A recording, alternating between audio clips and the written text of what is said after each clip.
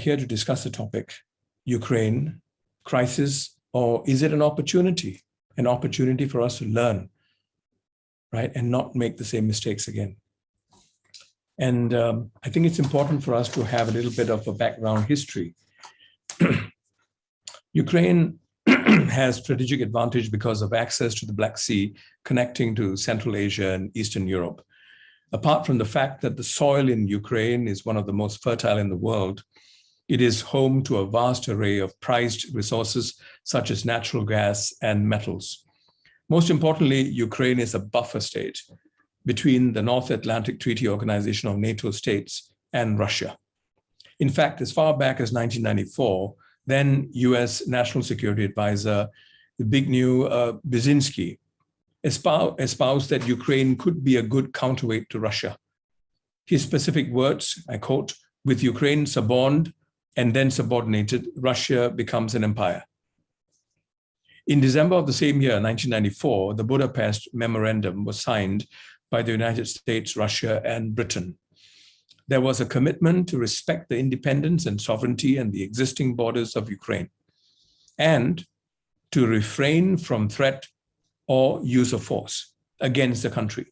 Those assurances played a key role in persuading the Ukrainian government in Kiev to give up what amounted to the world's third largest nuclear arsenal, consisting of some 1,900 strategic nuclear warheads. Now, 2 years later, in '96, President Bill Clinton called for the former states under the Warsaw Pact to join NATO, led by the USA. In 1999, Poland, Hungary, and the Czech Republic joined. In 2004, the Baltic states of the former Soviet Union joined NATO. As for Ukraine, 1997 saw a deepening of ties with NATO. From 2010, tension between Russia and Ukraine heightened. The Putin-backed President Yanukovych wanted to move Ukraine away from the European Union or EU, and this prompted a series of protests by the people. And in 2014, we saw one of the costliest land conflicts in Europe, the Russian annexation of the Crimean Peninsula and an area known as the Donbass, right? Both were Ukrainian territory, and these areas have been home to pro-Russia separatist forces and a large ethnic Russian population. In 2019, the Orthodox Church of Ukraine officially split from the Russian Orthodox Church. And this was very critical for Russia. It was a signal.